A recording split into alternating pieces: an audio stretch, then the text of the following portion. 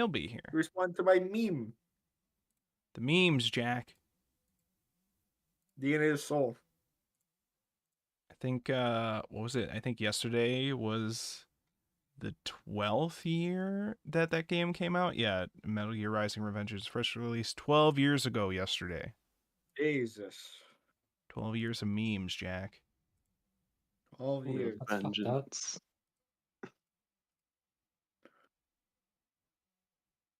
Let me see here. Okay. Can't believe it's a retro game now. Oh my god. It feels like that was the start of a lot of like really random ass subtitles for games. Or what's it called when it's like the main title and then a second word? I think a subtitle. Yeah, that's subtitle, I believe. I believe that's Okay. subtitle still. Yeah. Let me do. So I had to, bro, doing the thumbnails for PLUTO was probably the most annoying fucking experience because the covers are all just a zoom in of a character's face with the giant ass logo at the top and the giant ass number of the volume at the bottom, which they list for 3 digits of. It was never going to 3 digits. It didn't even get to 2 digits. I don't know why they did that for the, and it took up the entirety of like the logos took up half of the zoomed in face. Okay. And then for the final volume, which is what we have here on screen, well, most of their faces are cut in half, but now it's cut in half and Adam is touching like the horns, the remains of like a horn or whatever. So now I have to include that into it. So I can't even like, and then, okay, some of these zoomed in photos are just a profile image of that character. So there are art images of them. So for some of the covers, I was able to just get that image separate and just leave a background thing from before. Couldn't do it with this one. Nobody fucking has the original art for this one. So I had to just add a blur effect to the side of his face because I do not have the rest of his face. And we're not shoving Adam in the corner awkwardly to touch a pole that would be somewhat in the center. That would be very, very weird. So he does not have a left eye, so deal with it. Sounds like a skill issue to me. Well, you can probably still see better than Ari. Damn. I mean, fucking got her ass. She's not even here in Catching Strays. God damn. I mean, David Fisher has a Manga.io, so what do I can't make fun of them? Woo. You can make fun of whoever you want in this world. It's a free country, but also, you know, the repercussions. The repercussions, okay? What's Ari going to do to me? Tell me. Ban you from places. What? Dev Talk. Can't go in there anymore. You'll be banned. Okay, banished. That's not too bad. Damn. Probably the best, really.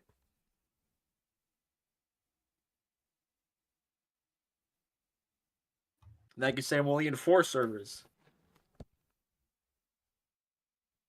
Well, I have to check the... I didn't read the final postscript yet, so I'm trying to read through it now while we wait for amidst... I read the postscript from Volume 7, which I thought was very interesting. Although now I can't remember the exact details of it that I was going to bring up that I thought was interesting. I'm sure if I flip through it, I will quickly remember what I thought was interesting about it. Nyan, what are you doing in chat? They are allowed to lurk and boost my viewer count. I will allow this. Get God. Oh, you for the first stream. Okay. Hey, listen, you want that first redeem, you got to sit here. You got to park here and lurk. All right. That's how that works. That's how you don't have to listen. You got to lurk. All right. We got to get that view count up.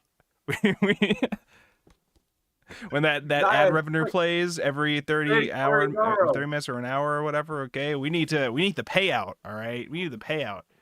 The payout. You get money when ads play. You know this, right? Yes. Yes, that's the point of the ads. In a theoretical sense, is there still like a minimum cash out for Twitch? There is, yes. That's like something. It's like I'm not getting that money immediately. I think at this point I get it like every fucking 6 months maybe I get a payout from Twitch because nobody like is subscribed to here. I was gonna say, it depends on how So- often I remember to use my Prime. Yeah, when people remember to use primes and stuff, maybe I get a sooner payout. Again, this channel used to have a lot more subs and make like not a lot of money, but make more than money every 6 months back when I was doing the There we Darwin go. Project streams. Okay, but that game died out, and then I stopped streaming for a while. Or We don't streaming need as you, we gotta regularly. bring it So That game died out, he says. it did. It died out because the fucking devs abandoned it. We had an active community. We had viewers and everything. It was a whole thing. There It was were a fun dozens time. of us. Okay, all right. Again, I know you and Justin want to act like that game didn't have a big audience because it wasn't as big as Fortnite, but it did have an audience. Okay, all right, and Look, we want to act like it didn't have a big audience because it didn't have a big audience. It had it did. an No, audience. it had enough of an audience it needed for the game to live and have plenty of things for its goal, which was to be a streamer game battle royale, which was very, Wait, very good at one that, question, and it one had a question. community with it. The community would have grown if the devs didn't just fucking abandon it. Okay. And then I think One the CEO of that company got accused of sexual assault or some shit like that. So that's a whole other thing. Game dev, am I right? I mean, they were a Anyways, CEO. you know, that's how that goes.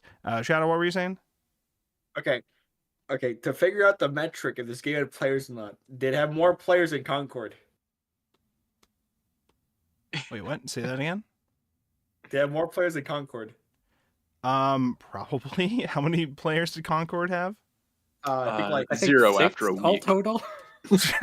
Bro, Darwin Project had players before the game came out, all right?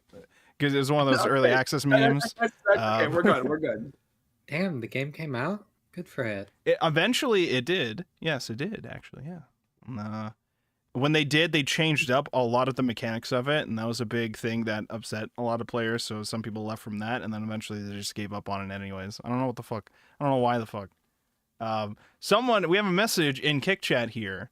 Someone says, add me up on Discord to join your live stream whenever you are streaming my Discord. I don't think we will be doing that, sir.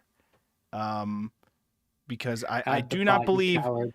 because I do not believe you are here for manga book club discussions. Considering you are a Very Kick good. viewer and we only ever get bots, you know, Then why do you even bother then? well, because you know, you never know. Maybe one day Kick will have real viewers on it. It costs me nothing to do it. Like, it takes me no effort to just hit a button to say also stream this on Kick. Yeah, you get to click 2 buttons, chap. That's too many. It's literally the same button I have to click for all the other streams to run. All So right. it's not like any real additional effort I have to do. I understand this. The sunk cost. One day, someone might join that and be a real person, but that day is not today, and it probably will not be tomorrow either, or the next day. But, you know, centuries from I would be now... very confused if it was tomorrow. Wait, do you do your normal streams on Kick too, or is it just this? No, just this. No, it definitely won't be tomorrow then. It could be. It could That's be. what I'm saying. Listen, We'll stream tomorrow. Listen, they might show up thinking, "Oh, is there book club tonight too?" Oh no, I missed it last night and it's not here tonight. Man, I don't want to go to YouTube or Twitch. How am I ever gonna catch a book club stream? Yeah. Yeah, you I don't want to wanna know kick the him person out. who uses Kick but not YouTube or Twitch. That is a very specific predicament. that's Like a somebody. world thing. Well, so that's somebody who, like a lot of the Kick users, have just been banned off these other platforms. Okay, so I don't. So we tell me we're getting We're some back to high the ban quality from Twitch ban viewers. guy. We get all the prime time. Oh, by the way, I have to probably ban this guy too in the chat. Hold on, give me. Let me just do that real quick. Okay, there we go. Oh, sorry. I was supposed to let him know that the stream is up now. Oof. Well, there goes our new follower on there. What are we gonna do? We have 10 whole followers on Kick, and I'm pretty sure they're all bots that I have banned from my chat. So- That's good. yeah, I know. Okay. Where the hell is Amidst? It's a good question. Where the hell is I think he's Amidst? over there. Get his ass in here. We got Plutos to discuss. Any of y'all ever Pluto. heard of a mellophone? A I'm sorry? mellophone? I've never heard of this. Yeah, it's a Sounds brass familiar? instrument. Oh, it's an Yeah. instrument. Okay. What about I don't know. I've never heard of one. I see it now. Funny name, I understand. Don't worry. You know, sometimes I stay It awake is in thinking front of about my it. face. I stay awake at night thinking about it sometimes, you know? It's like, what is that? What is that thing? Sometimes I dream about cheese. I guess What that's is- why they're all being sold for cheap. Nobody knows what the hell they are. What is this thing? Where did it come from? Where did it go? Cotton Eye Joe and all that. Yeah. Sorry, who? Who? I don't know. All right, gamers, what do we think? Do we just start without a miss, or should we wait a tiny bit to see if a miss shows up? We got time. No, we're not in a rush, are we?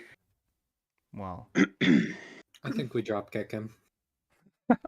it's a possibility. It's a possibility. I'm sorry, did you say we should drop kick? I stand by it. Listen, one day, okay, when Twitch implodes, which seems like it's getting closer and closer. Did you guys hear the new thing with Twitch where they're like, what was it? Highlight. So highlights were not a thing I had really used on Twitch prior to us doing the book club streams. And then I tried to do it for a while. I kept forgetting about it sometimes, but then I would remember to do it. Now all of those ones, I shouldn't have even bothered trying to do all that because they're just getting rid of them all past 100 hours. So, you know, if we stream for like 2-3 hours a book club sesh, all it takes is 50 episodes of that piling up. That by itself piling up for the highlights to not be collected anymore. And we're at episode like 71 now. So, you know, there was no point in me bothering with that, apparently. But it's fine. I tried to be like, you know, YouTube is the main place we keep the VOD, but maybe I'll also keep the VOD on Twitch with the highlight system. Or I guess I can just go fuck myself now because that feature is just not there anymore. They're just gonna delete them if you get past 100 hours. So fun. Just do what every other You love YouTuber does and keep products a and closet services. full of hard drives.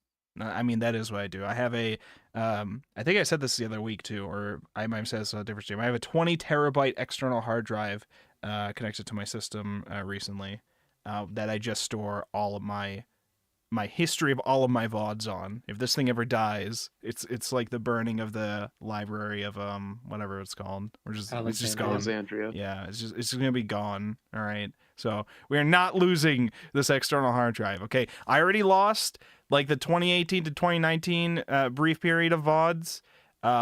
Somehow Justin is partially to blame for this because he was my editor at the time and I kept trying to transfer files to him on a Dropbox, which I eventually shut down. And this process probably caused those files to be lost somewhere forever. So we have lost media when it comes to Wolfborg streams. Okay, gone forever. Gone forever. Several of these lost media were just using clip highlights that I have on YouTube or whatever, like the Wolf Clips videos that I did. They're just in them, and you can't see them anywhere else because we don't have them anymore. So I know that they happened. I know I streamed Danganronpa V3 before, but apparently I didn't anymore because those are gone. I also streamed. It's been 6 years. You can forgive yourself. I also streamed Metal Gear Solid 3. Okay, that's gone too. All right, so I got to do that all over again. You have to climb that ladder. I think there was like I did Deltarune. Oh, there was a couple that I did off stream because I was trying to try out Let's Play videos by themselves. So there was a couple games I played off stream and then we just edited them down, like Deltarune, the first chapter of Deltarune, and something called Detention, which was like a Japanese horror game. Oh yeah. Was it Japanese? I forget what it was. No, Chinese. Chinese horror game. Which because it got like taken down a while ago. Oh, did it? Oh, damn. Sorry. I was just saying, that's gone. That's gone. With the. Oh, what was the controversy? There was a whole controversy? controversy with the developers. I think they pissed off a Chinese government official. Oh, yeah, that'll probably do it. Yeah. Was it deserved, or I don't know how they pissed them off? I don't even remember the specifics at this point. It's been a few years. Well, all I know is I played that game and that VOD's gone. So it's bullshit. All that work down the drain. Oh, another one. I did this one on stream too, I think. Giraffe Town. Okay. friend of the stream. Well, not we haven't talked in a long while. The developer of Giraffe Town, who had also made a game that I had played, and I do still have the VOD of me playing his first game, Potato Thriller, his comedy parody horror game of PT. I streamed that in the early days, back in like 2016, 2015 Wolfborg streaming days, okay, when I did it live, and I'm pretty sure literally nobody except that dev was watching it, and maybe Justin. I don't know if Justin was in the chat at the time. Early Wolfborg memes. My camera was dog shit, and my mic was even worse, but we played that shit, okay? And then I eventually played Giraffe Town when that game came out from him, and it was a very fun time. And that VOD's fucking gone now, probably. I don't think I have him anymore. I asked Justin if he still had the videos. He's like, that shit's gone. So and all because I decided to close Dropbox. Now they're gone forever, probably. So That was the true villain of Pluto, Giraffe Town. true. I don't think I know Giraffe this game. man. All right. Amidst different A name. Amidst is not here yet. We're gonna get started. If he wants to join in, he can join in. But we gotta get going here. We gotta get going. We can't. We're Wait, 16 hold on. minutes. He's typing. He's typing. Oh. Huh? What? Cover my shift. I'll be there. Okay. Well. All right. Let's get started then. Welcome everybody to another exciting episode of the Anime Book Club here on YouTube, Twitch, and Kick all at the same time. You can find links to all of those at wolfborg.com. We are here this week to discuss the final 2 volumes of PLUTO, the famous manga adaptation by Naoki Urasawa. That is an adaptation of a PLUTO arc, and we are at the final, the finale. We're done with it now. But before we get into that discussion, let's go into our guests that are here this week, starting in alphabetical order as usual. Well, I guess it's me, Astroborg, aka Wolfborg, aka Chaplin, aka the best manga discussion podcast host with the most, I guess. And I would recommend, if I had to recommend something, what would I recommend? I can't recommend Blood Blockade Battlefront again because I did that last week, but I would still recommend that because that's really good. But if I had to recommend something else, I know, I would recommend After Love EP. We played that a little bit, and I would also recommend Of the Devil, which I don't think I recommended last week, but both of these are very good visual novel type stories. I don't know technically if After Love classifies itself as a visual novel. I feel like you could. These are both very, very good story-based games. After Love is a romance, healing kind of story that takes place in Jakarta, Indonesia, and it's also like half a rhythm game too. It's very nice. It's very cool, and we're going to be playing more of it at some point. And then Of the Devil, we started that last week, and we're going to be continuing it hopefully tomorrow night.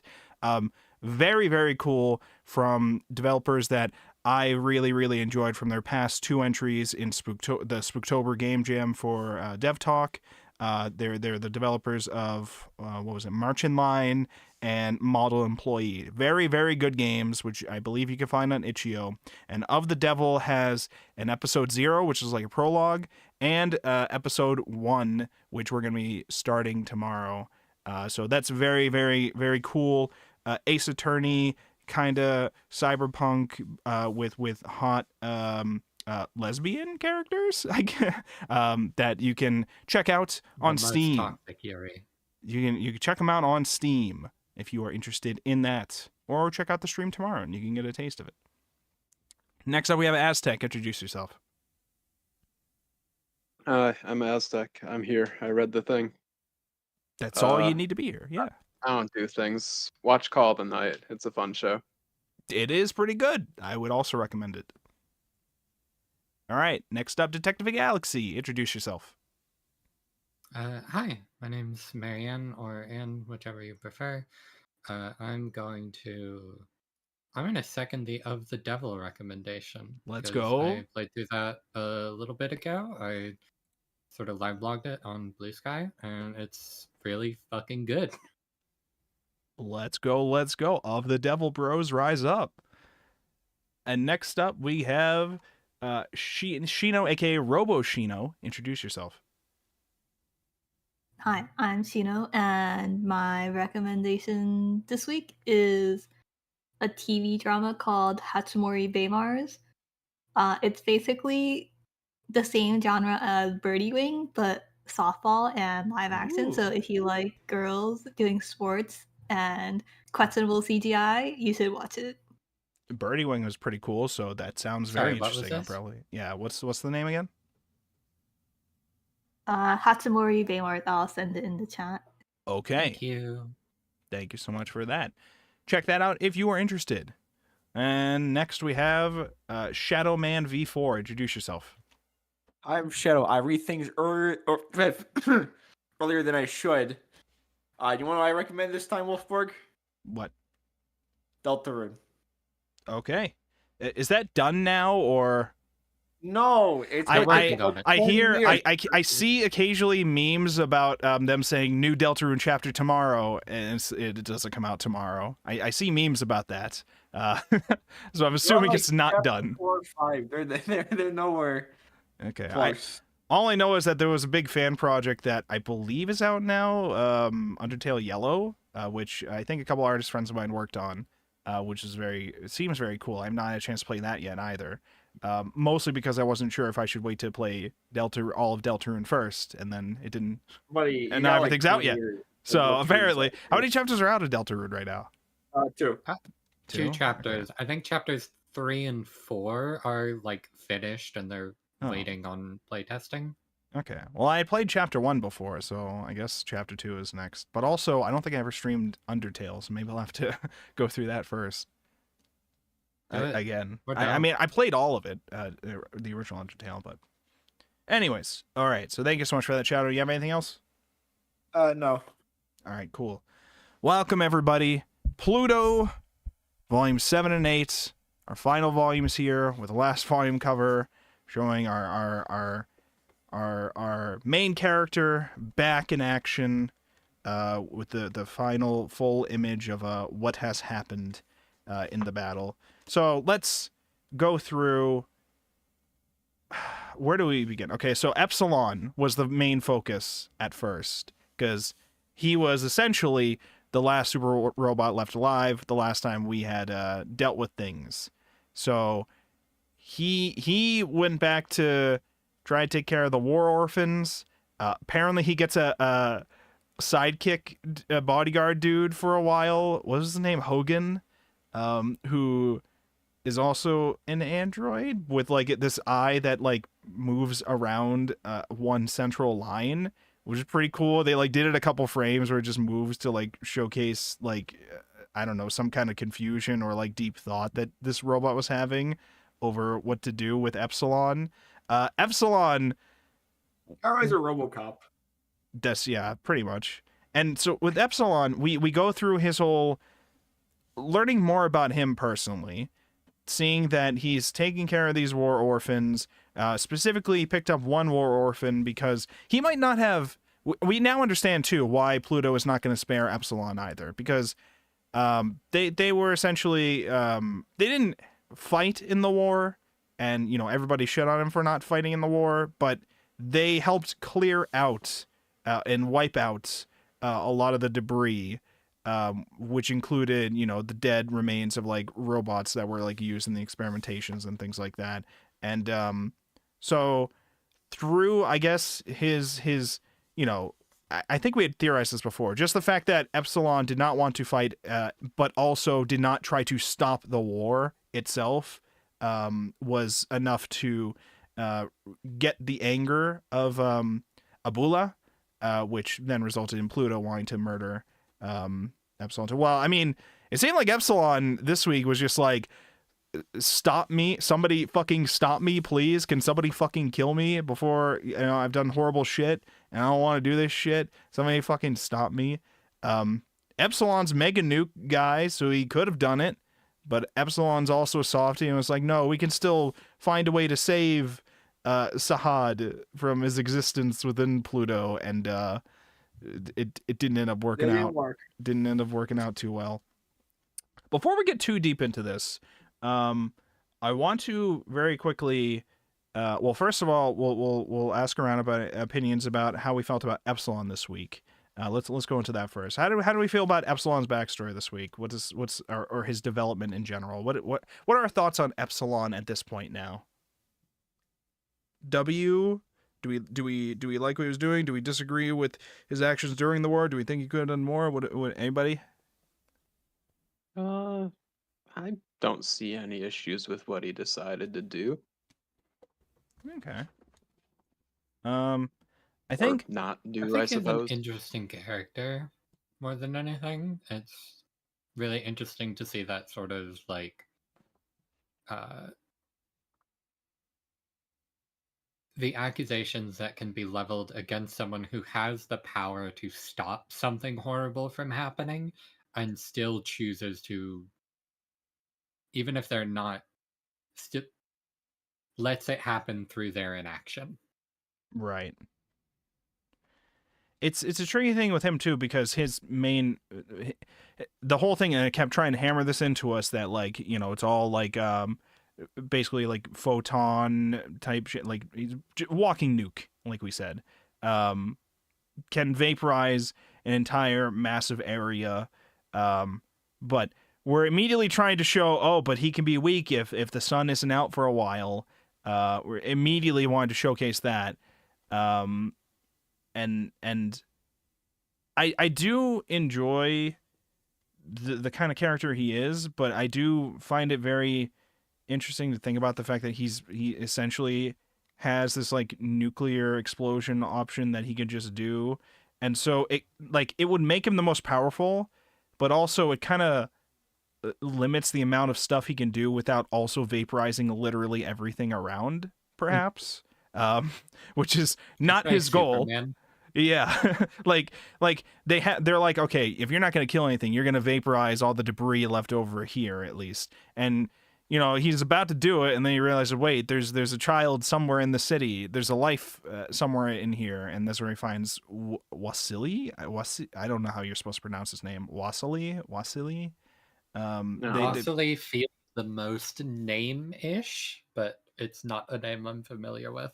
It has to be some. I'm assuming it's some Persian name because they found him in Persia.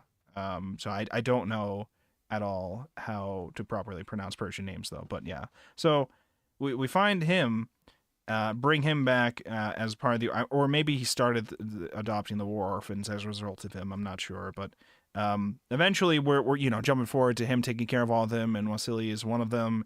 But we eventually doing shenanigans with Wasili. Now, I did want to get into, before we get too deep, I did want to talk about the Epsilon stuff because I had brought it up. Shino, you were not here last week, so I was curious about your thoughts on things last week. If you remember anything specific about last week you wanted to bring up. Do you have any thoughts? The specifics from last week, I guess, like, after reading last week, I realized that my predictions from last week were, like, they were not gonna happen. The whole, wife dying thing, which I guess, yeah, now we know. But I feel like it was kind of sad to see Gaslight go, but it was, like, I feel like his character was very well developed, and it was nice to kind of see the mystery unfold around the whole, like, his like memory trauma, so on and so forth. Although I guess we did get more of that this week as well. Yeah, with the death of his son, and this week we got to dive more into how he found his son, which is connected to the whole 500 Zeus per body trauma that we keep seeing every now and then. We finally got the answers to what that means, and it was essentially I think it was like a dump site of like some crime scene where Gasite saved the day from some hostage guy that was holding a child. But when they were cleaning up the place, the guy who ran the junkyard was like going to like collect all of the remaining robot bodies that were in this junkyard that he was still processing. I think he said he sells them to the robot hospital nearby or something like that. Yeah. and he found Gesite noticed one of them was still alive, and the junk dude was like, "Nah, we could just kill him. You know, he's not really gonna last long anyways. You know, we don't need to deal with this." And Gesite basically like chooses to adopt him, and that's where the trash guy says, "Oh, well, that'll be 500 Zeus a body. That's how much I charge the hospital." So you know, so he bought the child, was able to make him you know, not die. They probably took him to the hospital, they took care of him, and then they adopted him, and then we know eventually this child is murdered by I don't remember, the robot KKK dude's brother, which is how Gesite went to go kill the brother, and then we ended up with all the trauma associated with the memories related to that. Very fucked, very unfortunate backstory for Gesite. But it's all leading towards introducing the fact that Gesite grew to have hatred inside of him, which was integral towards several things that happened for the conclusion. The main thing of which is we use this to bring back Adam, which we knew we weren't going to end this without Adam coming back at the very least. We had theories, I think mostly me, but I think other people might have too, about everybody else coming back too. About everybody, literally nobody else came back except Adam, which is unfortunate. Everybody else is just dead and gone, and I am very interested to hear from Amidst if that's how the actual Pluto arc ended. We just wiped out all of these other big characters that we introduced before. We just wiped them all out with this one arc, and they're just never brought back. But then again, it doesn't You gotta seem, kill off the robot masters. you know. But then again, we make it seem like it's not like easy to bring a robot back, but like it's very doable to bring these robots back, it seems. Because it seemed like not only did we do it for Adam, apparently we did it for Abula and Pluto. I guess both of them, or at least one of them. At least one of them had this treatment. So go on. I don't know how Adam died in the first place. It looked like he just kind of fell over. Like he didn't sustain any structural damage, right? Let me see if I can find my. This would be like volume 4, right? Volume 4. Hold on, I have the screenshot actually. Hold on, let me grab it because this isn't from very far ago. Let's see here. Like everybody else got ripped to pieces, and Adam just kind of ow. That was like the main reason why he was able to be brought back as easily is because his body was still intact. I don't know why they would have left his body intact, but I guess they didn't think that Tenma could bring him back, I guess. Because he didn't even remember that Tenma is the reason why he was brought back, Abula. I remember there was something in one of the earlier volumes where there was like there's some chip or hardware in the robot that makes the robot them, which is why it's like even though the memory chip can remain, it's like if that piece of hardware is destroyed, then it's like they're functionally dead because you can't restore like the robot self or whatever. But then it's kind of like, where is that located? Because like Gesite like kind of like got shot through like the stomach. And so then Adam just like falls over dead because I guess whatever that was got broken with that. But you know, that's where we were introduced early on to the concept that I think Aztec brought this up early. We're shown a scene of Gesite and Adam exchanging chips, or like we see where their chips are, and specifically Adam's is in his chest where like his heart would be, and Gesite's is in his head. So the fact that he got shot in the chest, his chip was still fine, I guess. Which I guess is why we had that scene establishing where these chips are located, perhaps. I think it's been shown that there's a difference between like their AI chip and their memory chip too. Like they're separate pieces of hardware. Okay. Yeah, because we weren't able to bring Gesite himself back through his chip. It was just the memories of what happened to him. Okay. Yeah. Yeah, because we brought Adam back by going through the same procedure of, okay, you here's. Although they did kind of phrase it like when Adam met with I can't remember her name, but Gesite's wife. They did kind of phrase it like he's come back inside of Adam. Oh yes, they Which did I don't phrase know it how like that. literally to take that. If it's still the, because it could kind of be either, because there's also the that idea of like Adam similarly simulating like however many people that they were drawing the parallel to. that was my I guess my they did that, but- I think that was my feeling of the whole, like, you know, the 6 billion personalities meme perhaps played a part in that too. But like the memories, he was given the memories of Gesite in order to influence, you know, the balance of emotional stability or whatever in order to actually wake up. But it didn't like do something where it turned him into Gesite fully. But it could, you know, like how she had worded it. It might be something to where like it's like Gesite is still alive in some way, the way specifically here being Adam's ability to have hatred more now. I don't know if he was able to feel hatred before, but now he can. And this would be the hatred that's from Gesite's trauma that he had. So I guess in that way we know at least spiritually Gesite lives on in Adam, but I don't know how that works with the other stuff. Robots are complicated things, I guess. I think they mentioned earlier if they have like only the memory chip and not like the AI chip, like you will have them back, but it's like a different person. Okay. It's not the So same individual. okay, so I see the image that you sent. What were the so this is the image of the panels of Adam dying, where he just falls over like that. Yeah. What were the like the panels leading up to that though? Was He there just like got spit out by a wave. Oh, so he was like consumed and then spat back out over there? Okay. Pretty Yeah, much. I think this was the one before it. I forgot if there's anything else. Oh, the big monster.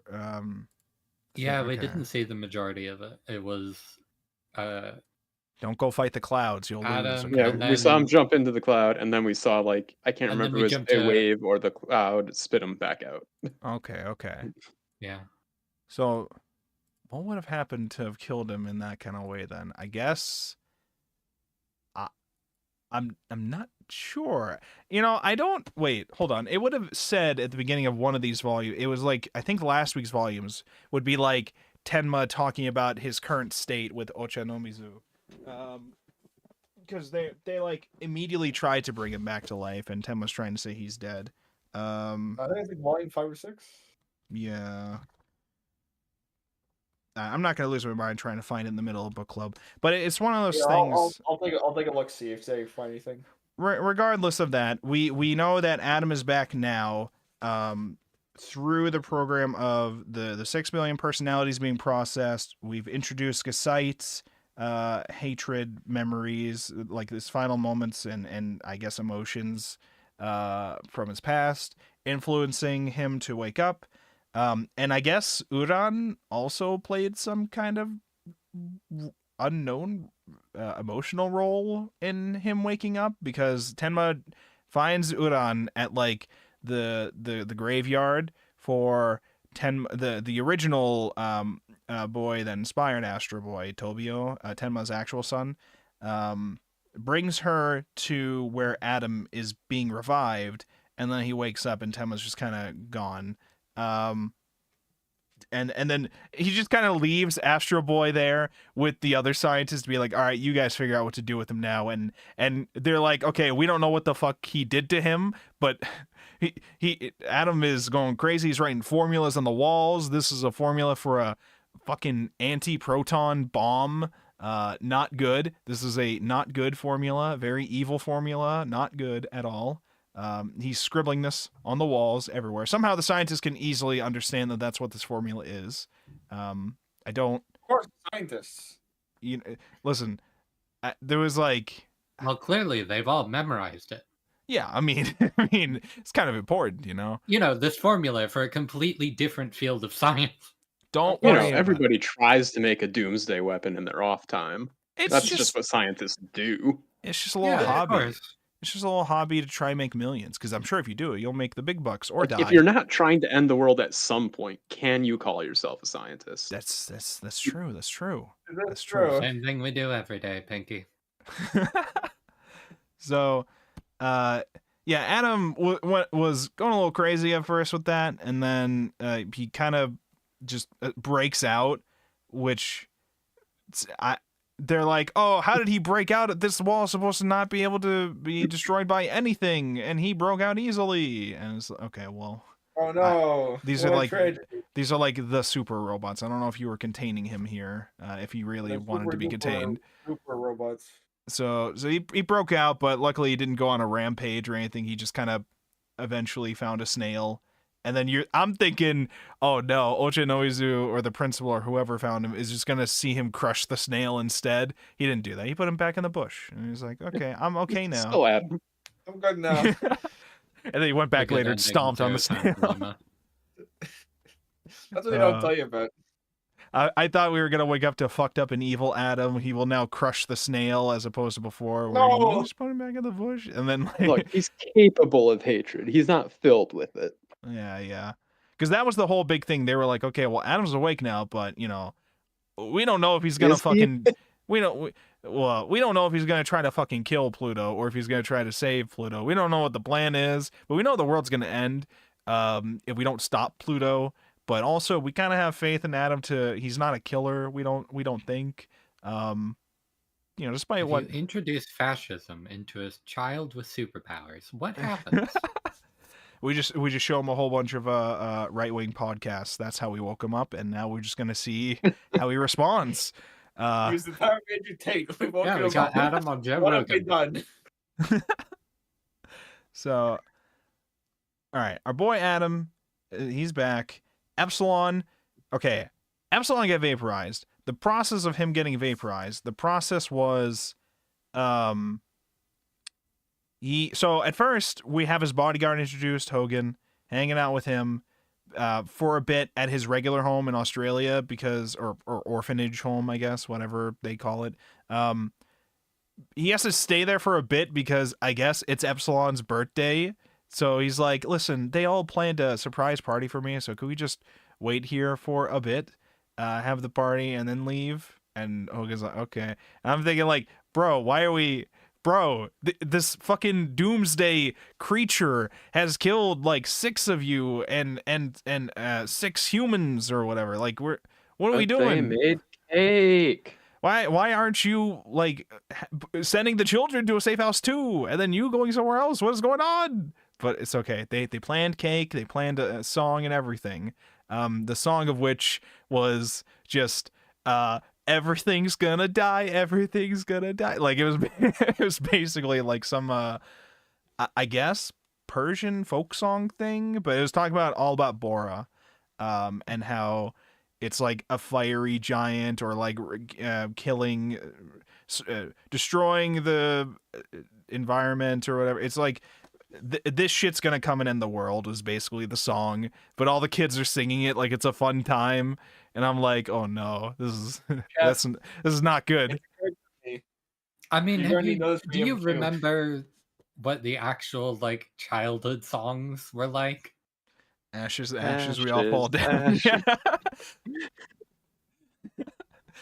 Listen, all I know like, is it feels weird to us because we didn't grow up with this one specifically. No, but, like, I know, but they weren't better. It also feels terrifying here because we know Bora as like the thing that's involved with the murders going on and all that, and the fucked up backstory with Abula directly. But these kids don't even understand that. But I mean, that's true too with the all that kind of stuff. Yeah, kids are just having fun. So anyways, they finally do head off to their safe house, which looks like a fucking castle. Was it literally a castle? It looked like it was like a castle on in a mountain or some shit. Yeah, it's basically an ocean fortress thing. Which did not last long, by the way. Still a 'cause mansion, as That you shit do. got fucked so fast. he was like, "Oh, all right, we're here. Oh, you're that general that I, told me to nuke that one place in Persia during the war. How's it going, buddy? Anyways, we gotta get the fuck out of here. So, everybody's about to die. Oh, you guys are dead. Well, I guess that happened. All right. Well, I wasn't even Yeah, the target sorry, here. That general that one- was. Sorry, that one fucking guy later on who's like, Epsilon, why didn't you do anything? Bro, he didn't have time. See, I agreed with that initially, and then like in a later scene, he made an energy barrier. So why didn't he do anything? True. They're like, oh, but Well, the you know sun what? wasn't out. Fuck The sun those wasn't people. out. Okay. It was though. Oh, They were well, very listen. clearly commenting on the sunny beach weather they were experiencing. Listen, those people fucking deserved it. Damn. Damn. Do you think? Look, they do you kept calling think him a Epsilon draft chose? dodger. Yeah, they chose to let him die. Epsilon chose. He's like, listen, I could, but this. Epsilon gonna- broke the first rule of robotics. It's like that scene from The Boys where like Homelander can clearly save this plane full of people, but he's just choosing not to because he just doesn't. He's like, it's gonna be a like, PR maybe I can let this disaster. secret fortress of war criminals die. Yeah. It's just what could I do? I gotta conserve my photon power. I don't know. What do you want? So I defeated my enemy. yeah, he's like in front of Congress or like some council or whatever. And he's like, well, I beat my enemy. And they're like, are you sure? He's like, I beat him. As far as I know. Was he the It was one? like the question was if he permanently put him down. He's like, I beat him. I beat him, but I think he also made a comment like, no matter what, I won't hate him though. He won't be my enemy. I think, which I was just reminded of the whole Vinland Saga. I have no enemies kind of line with that, where he's just like, listen, I fought him, I beat him, but no matter what you guys tell me or what he tries to do, I won't see him as my enemy because he knows he would know the main story behind Pluto's suffering by now, right? He does, or I know Adam does. I But yeah, believe so he would. Gesai Yeah, he's shared pieced that. it together. Yes, yeah. So he wouldn't understand that like Pluto is not doing these attacks of his own choice. It's all Abula trying to control him and like make his unstable emotional state cause him to get revenge for him and things like that. So he knows Abula is the real problem, but Epsilon probably wouldn't even kill Abula either because pacifist robot or whatever. But So he held back from defeating Pluto when he could have. Because pacifist and all those kind of things. And it's like, okay, but now your orphan child Wasili has been abducted by Abula, who just had somebody show up to adopt him while you were just gone for like a day. I was confused with what the timelines were going on with this because they made it sound like he just came back right in time for them to adopt him, and there's like, oh, they already adopted him while you were gone. So okay, how many days have passed here, or how many hours have passed here? That was a pretty fast adoption that happened. I don't. There were a lot of greased palms in that adoption. Yeah, That's it true. was definitely like a planned thing. Also, okay, I want to talk about that too, the whole greased palms thing. Okay, does Epsilon get like funding for this thing, or is he just doing it on his own, or like how much do these super robots make? How does money work with these super robots that like all the governments are like monitoring and stuff like that? Do they get funding for the things that they're doing, or? I think they are technically both people and property. Oh, okay, all right. Do they have to pay taxes? Yes, no. Do they pay tax on themselves? Yes. They pay 3/5 of their taxes. Oh, okay. I see. I've stopped myself from making that joke so many fucking times. And yet it's come out. Sorry. We have a It's couple fine. comments. We have a couple comments in Twitch chat from Fuse Hunter. Like Doomsday, formulas go viral every other week. Adam saves the world but falls down the alt-right pipeline. It happens. It happens. Sometimes don't meet your heroes, okay? Thing transportation is also implied to be very fast in this universe. I would hope so, because they're like talking like, okay, I'm in Australia. Hold on, I have to go to fucking Norway real quick. I gotta go to Germany. Hold on, let's make a quick trip to the safe house in like this mountain over here.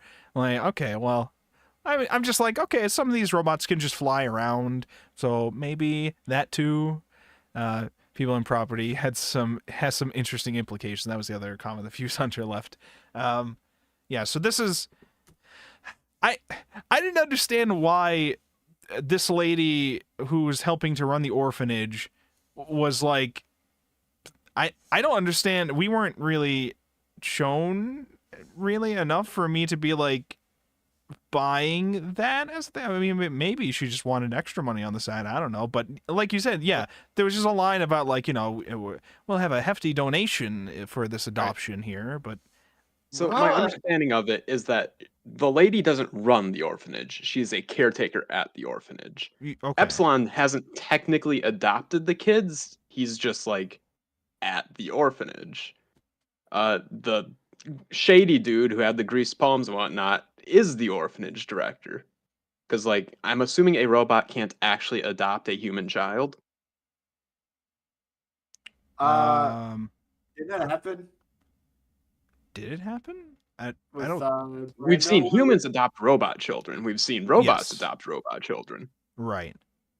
But yeah, they probably don't. I have a feeling they're not willing to put a human child like 100% in the legal authority of a robot, you know? Right, probably. Yeah, because now that you mention it, I don't think we had a case of that. What would Brando? What would him? That doesn't, or am I tripping? I believe his wife was human. Okay. Wait. Was it? Wait, hold up. Wait, how does that work biologically? I thought that they were just all robots.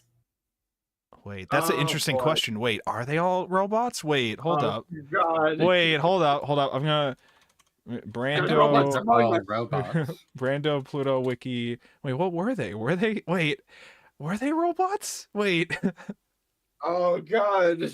Because like I remember his wife was like, "Here's some robo juice or whatever, like the oil or whatever it's called, like my homemade robot juice, whatever it's called." So it's like, I guess he could be human. I just assumed that she was a robot from that. Maybe they were robots. Oh Brando, God. Pluto Wiki family. Maybe we're all robots. Maybe. Do you ever think about that? It could happen. There could be a robot inside of you right now. We're all like Abula. We don't realize that we're a robot. Hey, Jeff, that's a discussion for another day, not today. Well, we will have a discussion about Abula thinking he's not a robot. Jeff, I midterms next week. Okay, I can think about that another time. I don't want the existential crisis right now. Okay, I can't deal with it. Okay, after Tuesday, I'm on break for like a week. And we can talk about that as much as we want. Astro Boy Brando. Is Brando just not in the original Astro Boy? Where the fuck is he? Here we go. Turkish robot.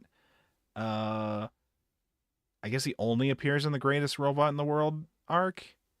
Fights Pluto to avenge his death. So great. Why do you look over there? Pluto's really dead. Okay. Family. Okay. In the manga Pluto, a nicer Brando is shown having a family of 5 children. Okay, so I guess that's just not shown at all in the original anime or manga. That's only in Pluto where he has a family. We're just gonna have to accept they didn't give us information for. Sure. I mean, if we go back, it might be something like, details like Shino mentioned where they're like drinking robot juice and things like that, and that would tell us probably. And that might be a little detail. But it most likely is what you were saying though, Aztec, where legally speaking, Epsilon probably is not the legal guardian of these children, probably, and so Epsilon's probably also not financially funding this place too, which is why the caretaker lady was willing to accept the deal while he was gone, I guess, in his behalf.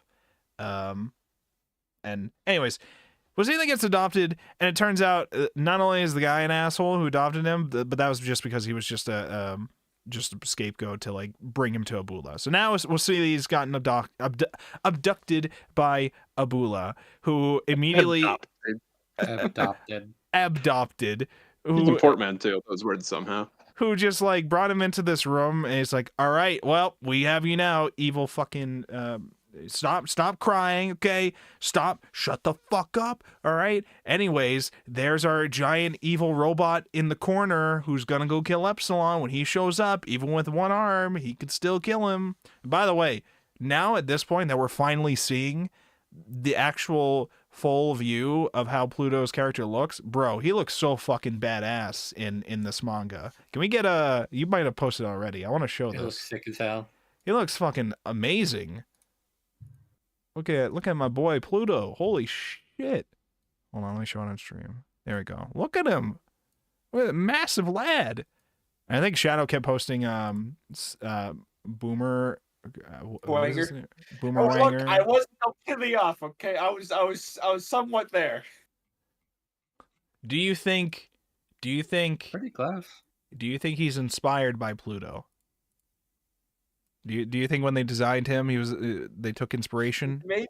Do we maybe, I'm think not a sure. Mega Man character took inspiration from Astro Boy? I think it's That might possible. be a I think it's possibility. just I think it's evil. possible. Which came out first? Probably Astro Boy. Oh boy, like a long shot. Okay, but yeah, so it's pretty similar. Pretty similar. Put them side by side. It's pretty similar. It could be. Could be. That's just a theory. But anyways, yeah, Pluto looks fucking amazing. Okay, it took us 8 volumes to 7 volumes, I guess, because we see him in the 7th volume to fully see. I think we sort of saw parts of him earlier, a little earlier, but for the most part, we've only seen like eyes and horns and clouds or whatever, and now we get to see the full deal. And bro is massive, but apparently he's not the only one we got on the squad. There's killing everything. It's not just one thing, it's two. Bora is a separate thing. So how is it described? Bora is like a planet altering. So Pluto was physically designed to be an environmental altering robot because the goal was to create a green oasis within the Persian desert. So we tried to build Pluto as a means to alter the environment. It was environment altering robots. That was the goal. Bora was compared to in scope as a planet altering robot where they seem like they can cause natural incidents, and they can even do it to the scope of changing massive entire like planetarial structures, such as I'm assuming the influence of the earthquakes that we kept having. I think so. Okay. We eventually go to an American national park. Is this supposed to be Yellowstone? Is this just Yellowstone, or is this a just different Yellowstone? Yeah, because it was like New Eden or whatever national park, which has an active volcano underneath it. Guys, oh no, this is gonna be the world-ending volcano. It's just Yellowstone. It was like a volcano that could, if it set off, and it hasn't set off in 5,000 years, but it's been for an eruption. It was like, and it hasn't happened yet. They brought the weather robot in, and the weather robot was like, so typically it has an eruption every 5,000 years. We're at like 5,200 years, but it's fine. Everything would die in worst case scenarios, but in normal case, it won't do too much. Unless of course somebody were to put a anti-proton bomb within the magma, as all this stuff is currently happening, which it appears to be the case. I just wanted to tell you guys, so we may be fucked. Also, I somehow discovered all of this through a crack in a random building in New Washington, D.C. I was very confused at, we're introduced a new side character briefly for this finale, which is a weather forecasting robot who Epsilon calls at some point after the birthday party to ask about natural disaster events that may relate to, or some kind of events that may have related to the drawing of Bora, which Wasili kept drawing or had drawn. He tried to show it to the weather forecasting robot, and he asked about Persia all those years ago during the war, if something might have happened then. And the weather forecast robot at first just randomly talks about a random crack that was happening in a building that's like pretty newly built or something like that. And then he was like, why are we bringing up jokes now? I thought this was supposed to be like a reference to something at first, or it was trying to be like symbolically like, oh, everything's falling apart, but like just from one very brief offhanded thing. But then apparently this is actually used by him to just predict all of the natural disaster with Yellowstone happening. I was very confused at how we got that connection. The advanced weather technology chip. Well, because I understand how he followed the thread of it. It was like, there's a crack that's appearing there that structurally probably is like unusual to happen, but it's due to the nature of the earthquakes that have been happening. If I analyze the earthquakes, I can see that they're weirdly emanating in a certain way, and this is causing a thing in this, and it seems like there's this rising magma activity over in Yellowstone Park, and it's causing this. Like, I understand how we got there, like eventually following that.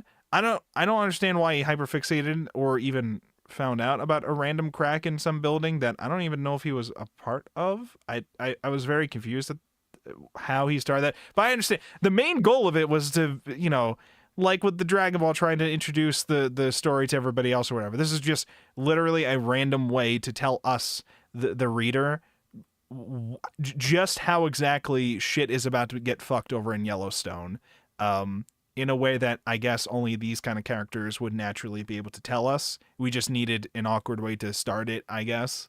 And so we just really wanted to get into putting on our anime science glasses here to be like, this is how fucked everything would be if Yellowstone decided to erupt, which probably, you know, it could happen. The scope of which would vary from various things, but you know, if anti-proton bomb were also introduced to it, everything would die. Well, not everything. Robots will be fine, is what our evil teddy bear robot said when the United States of non-America president goes into the room with the teddy bear. He's like, hey, are you planning to kill everyone? And the teddy bear's like, well, not everyone. The robots will live, and I guess I'll protect you. Maybe.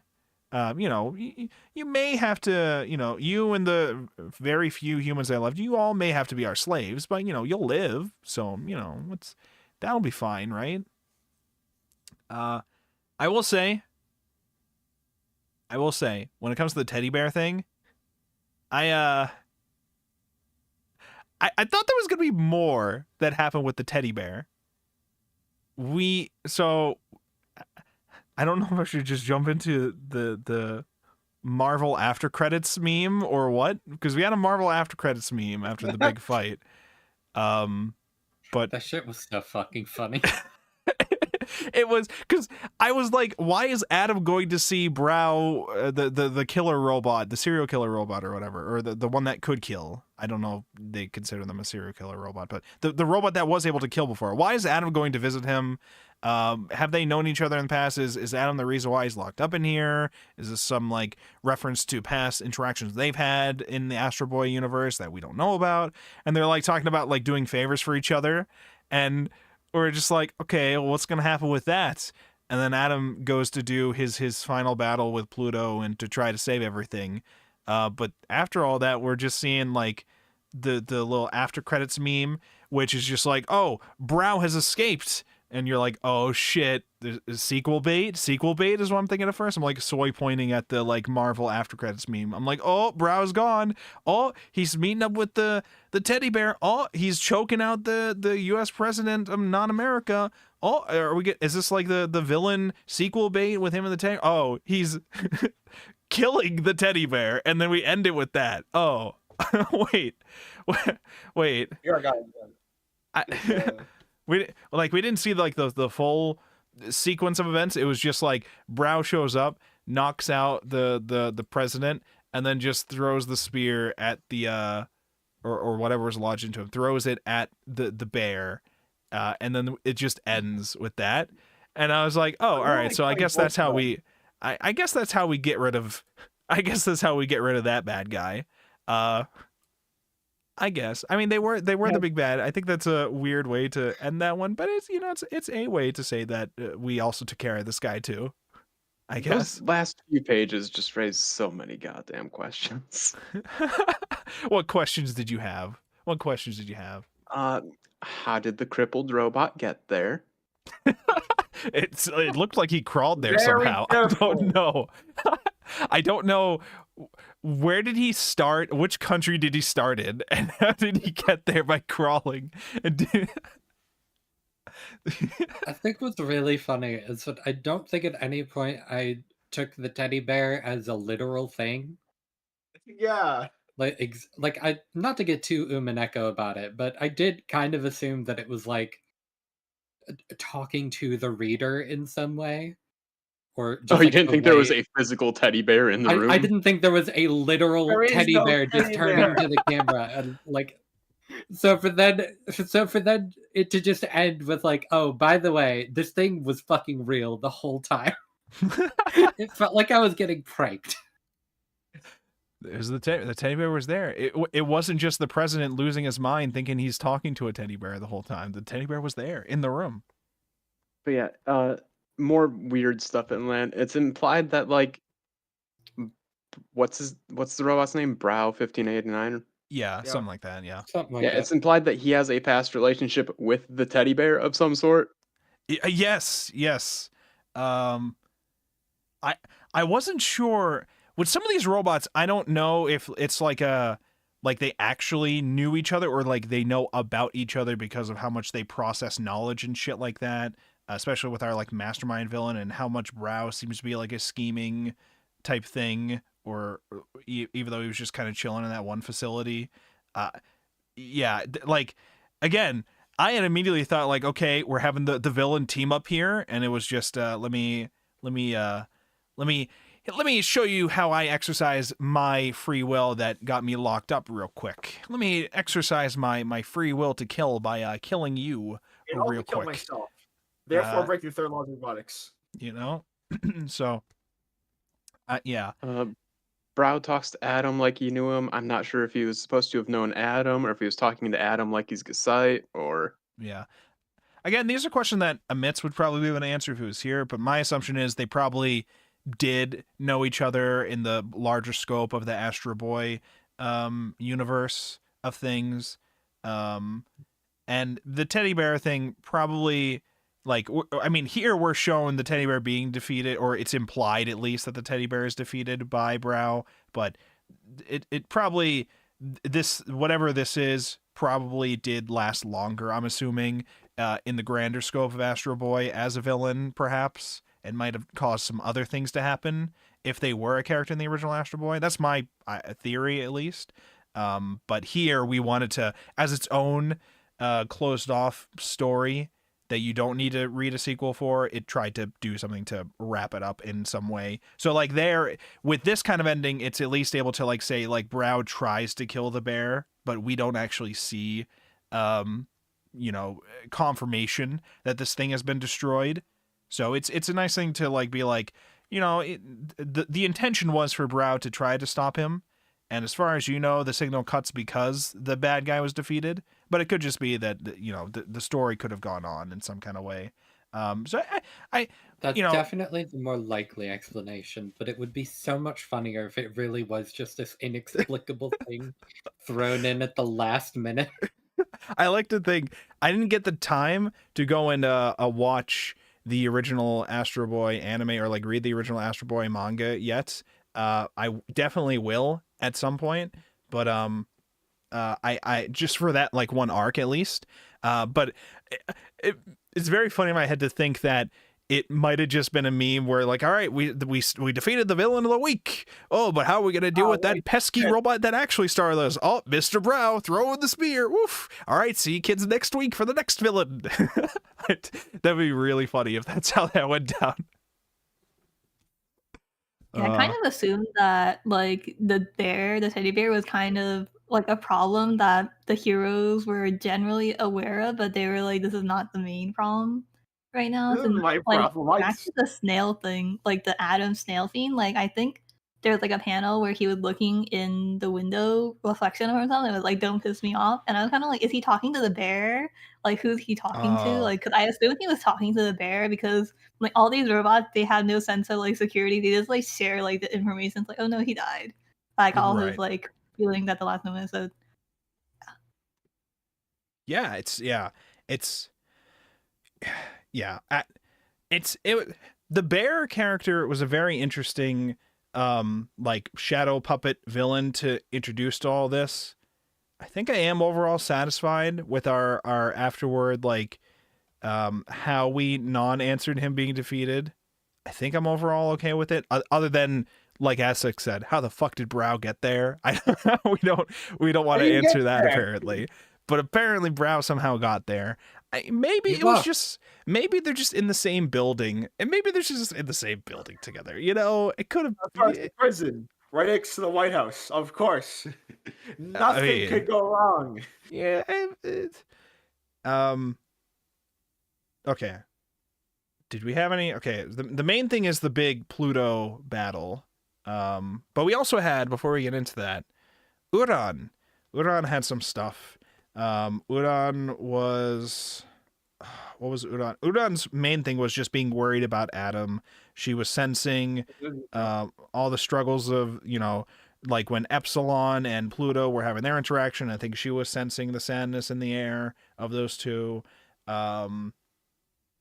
She was in the library readings about Pinocchio, I think, at some point. Yeah, Pinocchio. And I was trying to...